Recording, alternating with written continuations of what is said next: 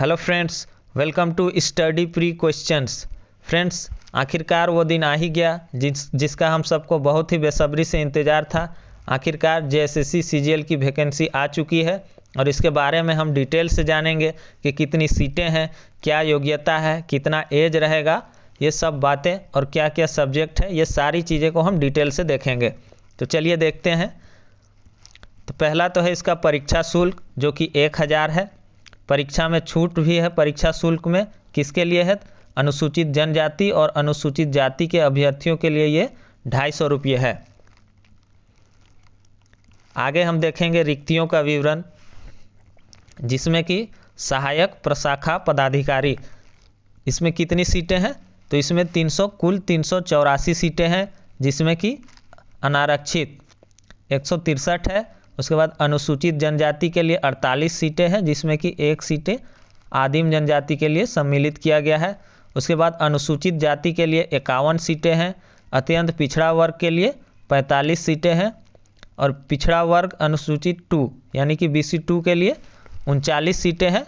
और आर्थिक रूप से कमज़ोर वर्ग जो हैं EWS के, उनके लिए इसमें 48 सीटें हैं। और ये रो है, इसमें महिलाओं के लिए सीटें आरक्षित हैं।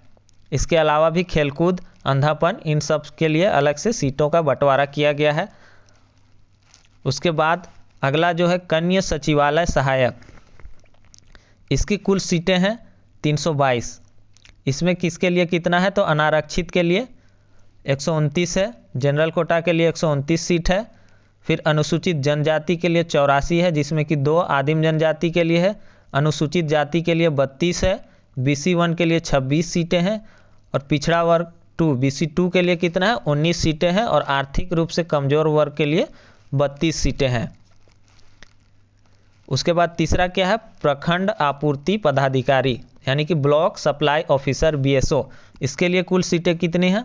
245 सीटें हैं, जिसमें कि अनारक्षित जनरल के लिए 100 है, अनुसूचित जनजाति के लिए 67 है, अनुसूचित जाति के लिए 22 सीटें हैं और अत्यंत पिछड़ा वर्ग BC 1 के लिए 18 और पिछड़ा वर्ग BC 2 के लिए 13 सीटें हैं और आर्थिक रूप से कमज़ोर वर्ग के लिए 25 सीटों का प्रावधान है।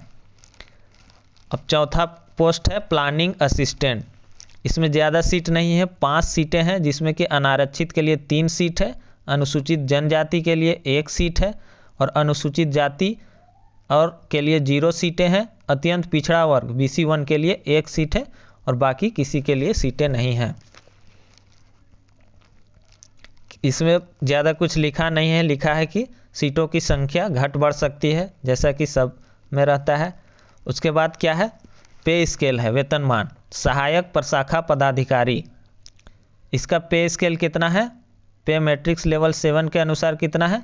44,900 से 1,42,400 है। उसके बाद कन्या सचिवालय सहायक का 19,900 से 63,200 है। प्रखंड आपूर्ति पदाधिकारी, इसके लिए कितना है? 35,400 से 1,12,400। प्लानिंग असिस्टेंट के लिए पे मैट्रिक्स स्केल लेवल 5 के तहत है 29,200 से 92,300। सबसे महत्वपूर्ण पॉइंट न्यूनतम शैक्षणिक योग्यता। तो इसमें और एक बात देखिएगा कि इन सारे पोस्टों के लिए मान्यता प्राप्त विश्वविद्यालय से स्नातक या समकक्ष डिग्री मांगा गया है, यानी कि ग्रेजुएशन कंप्लीट होना चाहिए। सारे जनरल ग्रेजुएशन वालों के लिए है सारी सीटें।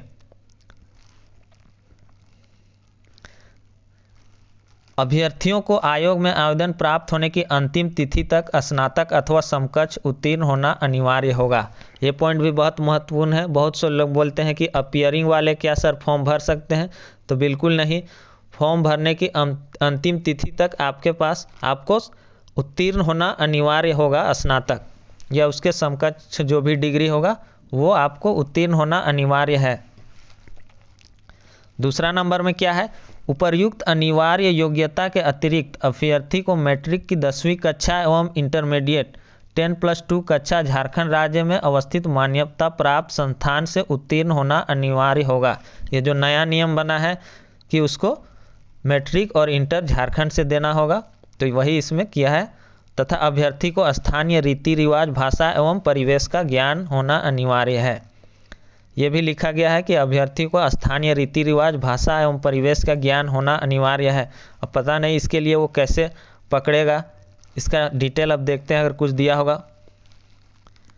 उसके बाद वही नियम है कि झारखंड राज्य की आरक्षण नीति से आच्छादित अभ्यर्थियों के मामले में झारखंड राज्य में अवस्थित मान्यता प्राप्त शैक्षणिक संस्थान से मैट्रिक एवं इंटरमीडिएट कक्षा उत्तीर्ण होने संबंधी प्रावधान शिथिल रहेगा।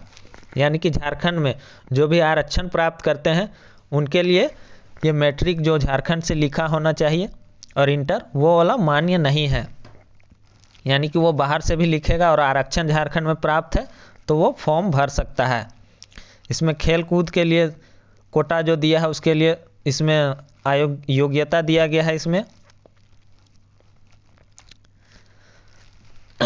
आगे है आयु सीमा। आयु सीमा क्या है? सहायक प्रशाखा पदाधिकारी के लिए न्यूनतम उम्र सीमा की गणना 1/8/2021 रखा गया है और अधिकतम उम्र सीमा की गणना हेतु संदर्भ तिथि भी 1/8/2021 है। कन्या सचिवालय सहायक 1/8/2021 से 1/8/2021 ये सारे एक ही हैं। न्यूनतम आयु सीमा कितना होना चाहिए? 21 वर्ष। अभ्यर्थी का न्यूनतम आयु सीमा कितना होना चाहिए? 21 वर्ष होना चाहिए। अधिकतम देखेंगे, ये बहुत महत्वपूर्ण है। कार्मिक प्रशासनिक सुधार तथा राजभाषा विभाग के संकल्प संख्या 609 द्वारा यथा निर्धारित अनारक्षित यानी जनरल के लिए 35 वर्ष है, 35 वर्ष है और अत्यंत पिछड़ा वर्ग BC1 और BC2 के लिए कितना है? 37 वर्ष है। यानी कि अभी इसमें कुछ बदलाव नहीं हुआ है।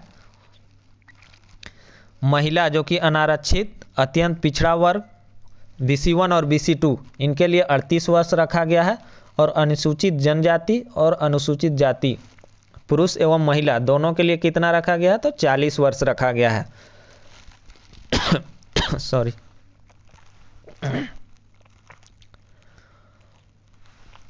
और इसमें अगला पॉइंट जो है आयोग द्वारा प्रमाण पत्रों की जांच के क्रम में आवेदन प्रपत्र में अंकित निष्पक्षता संबंधी दावे के अनुरूप ये निष्पक्षता वाला प्रमाण पत्र उपलब्ध कराना है। जिसमें वो नहीं कर पाएगा तो उसका रद्द कर दिया जाएगा।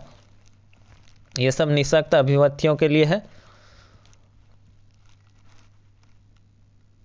इसमें आरक्षण नीति के बारे में बताया गया है, आप चाहें तो इसको डिटेल से पढ़ लीजिएगा।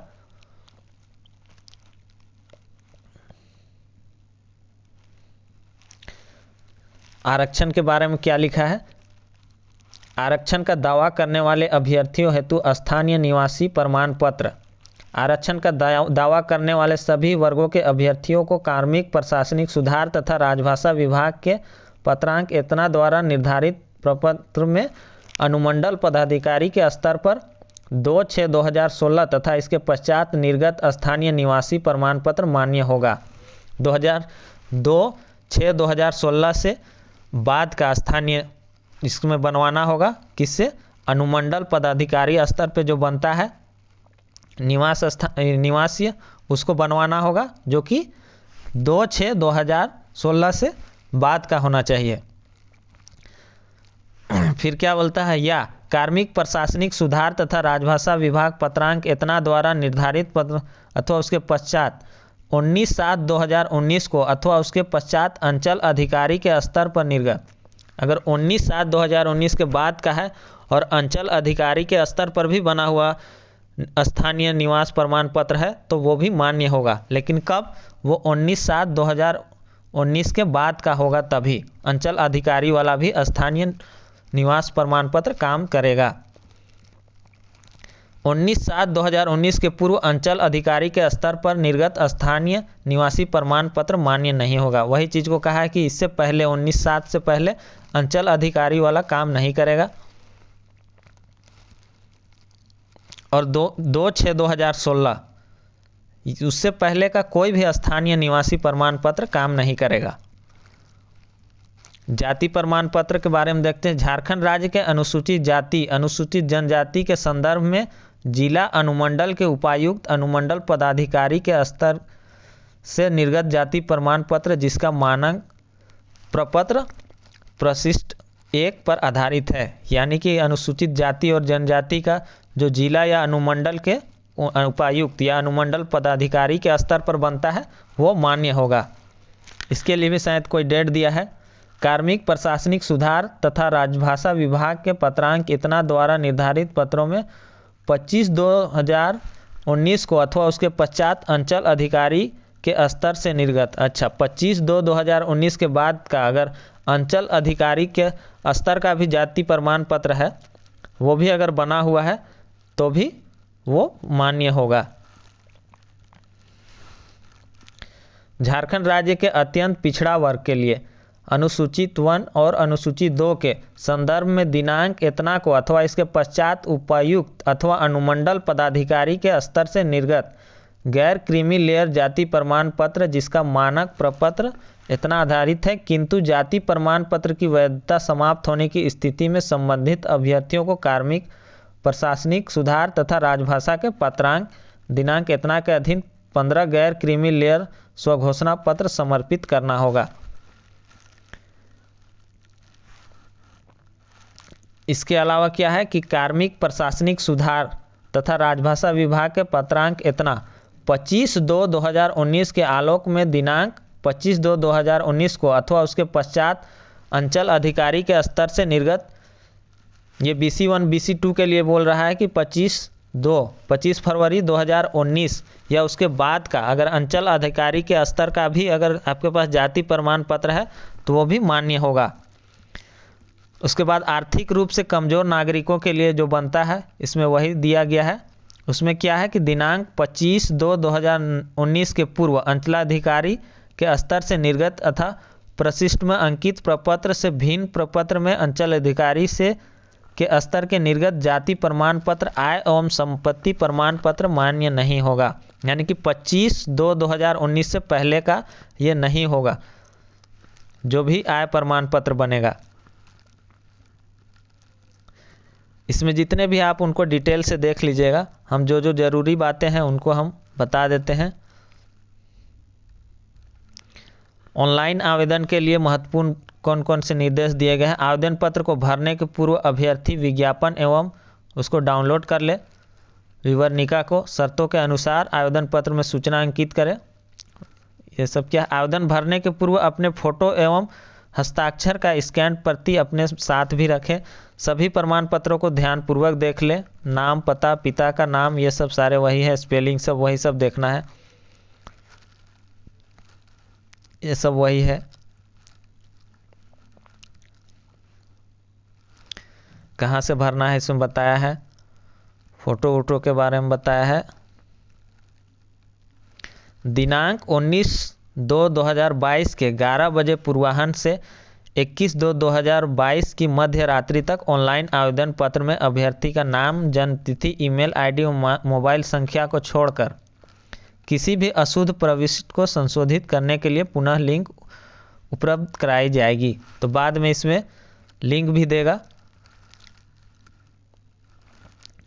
अब आवेदन प्रक्रिया पूर्ण करने की विभिन्न तिथियां, इसको बहुत ही इम्पोर्टेंट है। रजिस्ट्रेशन करने तथा सूचना दर्ज करने हेतु 15/1/2022 के 11 बजे पूर्वाह्न से 14/2/2022 की मध्य रात्रि तक, 15 जनवरी 2022 के 11 बजे से लेकर दिनांक 14 फरवरी 2022 के मध्य रात्रि तक रजिस्ट्रेशन आप कर सकते हैं। परीक्षा शुल्क भुगतान करने के लिए दिनांक 16/2/2022 के मध्य रात्रि तक, 16 फरवरी 2022 तक आप पेमेंट कर सकते हैं। फोटो एवं हस्ताक्षर अपलोड करने आवेदन पत्र का प्रिंट आउट लेने के लिए दिनांक 18/2/2022 की मध्य रात्रि तक का समय है। उसके बाद फिर है 19 फरवरी 2022 के 11 बजे पूर्वाह्न से दिनांक 21, 2 दिन फिर क्या टाइम देगा। कोई भी त्रुटि होगा आवेदन में उसको आप सुधार सकते हैं। परीक्षा शुल्क भुगतान करने की प्रक्रिया कैसी होगी। परीक्षा शुल्क जमा करने के लिए प्रोसेस टू पेमेंट के लिए एक नया पेज खुल जाएगा जिसमें ये सब सारे वो आप समझ लेंगे। पदों का विकल्प देने का भी ऑप्शन रहेगा, आप अपने हिसाब से अब आता है सबसे महत्वपूर्ण बात, परीक्षा का स्वरूप। परीक्षा का स्वरूप कैसा रहेगा? आयोग द्वारा OMR आधारित परीक्षा ली जाएगी, यानी कि ऑनलाइन परीक्षा नहीं होगा। परीक्षा यदि विभिन्न समूहों में लिया जाता है तो अभ्यर्थी को प्राप्तांक का नॉर्मलाइजेशन किया जाएगा। अगर कैंडिडेट्स ज़्यादा हो जाएंगे और 2-3 चरण में एग्ज़ाम हो जाएगा, आज हुआ कल हुआ ऐसे करके, तो नॉर्मलाइजेशन किया जाएगा और उसको अलग से वेबसाइट पर प्रकाशित किया जाएगा और मेधा सूची उसी नॉर्मलाइज्ड अंक के आधार पर तैयार किया जाएगा तथा परीक्षा फल प्रकाशन के पश्चात उन्हें नॉर्मलाइज अंक ही दिया जाएगा। परीक्षा का स्वरूप निम्न प्रकार का होगा। परीक्षा का स्वरूप एवं पाठ्यक्रम। परीक्षा एक चरण मुख्य परीक्षा में ली जाएगी। परीक्षा एक ही चरण में होगा। पहले 2 चरण में होता था PT मेंस, अब परीक्षा एक ही चरण में होगा, यानी कि आपके पास बिल्कुल भी समय नहीं है। परीक्षा में सभी प्रश्न वस्तुनिष्ठ एवं बहुविकल्पीय उत्तर युक्त होंगे, पहले जैसा ही, जिसमें कि एक क्वेश्चन के लिए 3 अंक होगा, सही उत्तर के लिए 3 अंक मिलेगा और गलत उत्तर के लिए 1 अंक काटा जाएगा। मुख्य परीक्षा के लिए 3 पत्र होंगे। यह परीक्षा 3 पालियों में ली जाएगी। प्रत्येक पत्र के परीक्षा की अवधि 2 घंटे की होगी, जिसमें निम्न विषय होंगे। एक ही परीक्षा होगा जो कि मुख्य परीक्षा होगा, जिसमें कि पहला पेपर जो होगा हिंदी भाषा ज्ञान 60 प्रश्न, अंग्रेजी भाषा ज्ञान 60 प्रश्न। ये क्वालिफाइंग नेचर का होगा, जैसा कि पहले भी JSSC में होता रहा है कि दोनों को मिला के आपको 30% अंक प्राप्त करना है, जो कि बहुत ही आसान है। आप हिंदी चाहे इंग्लिश किसी को भी कर लीजिएगा। अब तक का सबसे महत्वपूर्ण पॉइंट यही है। जनजाति एवं क्षेत्रीय भाषा कुल प्रश्न 100, परीक्षा अवधि 2 घंटा। किस किस भाषा में? उर्दू, संथाली, बंगला, मुंडारी, हो, खड़िया, कुड़ुक, कुरमाली, खोटा, नागपुरी, पंचप्रगनिया, उड़िया में से किसी एक भाषा की परीक्षा विकल्प के आधार पर अभ्यर्थी दे सकेंगे। यानी कि जो हिंदी और इंग्लिश का बात चल रहा था वो इसमें नहीं है। हिंदी और इंग्लिश को हटा दिया गया है। इस परीक्षा में संबंधित भाषा से 100 बहुवैकल्पिक प्रश्न पूछे जाएंगे। ऐसा बोला जा रहा था कि 100 से भी ज़्यादा प्रश्न पूछे जाएंगे, लेकिन ये बिल्कुल 100 प्रश्न ही पूछे जाएंगे आपको क्षेत्रीय भाषा का या जनजातीय भाषा का। और हमारे चैनल पर नागपुरी का कंप्लीट वीडियो उपलब्ध है और PDF के लिए आप कांटेक्ट कर सकते हैं कमेंट बॉक्स में। इसके अलावा जो पत्र 3 होगा, सामान्य अध्ययन 30 प्रश्न का, जनरल GK जो रहेगा 30 क्वेश्चन रहेगा, सामान्य विज्ञान से 20 प्रश्न रहेगा, ये थोड़ा टफ रहता है। सामान्य गणित 20 प्रश्न, मानसिक क्षमता जांच 20 प्रश्न, कंप्यूटर ज्ञान 20 प्रश्न और झारखंड राज्य से संबंधित ज्ञान 40 प्रश्न। तो ये भी सिलेबस लगभग पिछले सिलेबस के जैसा ही है। और सामान्य ज्ञान परीक्षा में 30% अंक प्राप्त करना अनिवार्य होगा।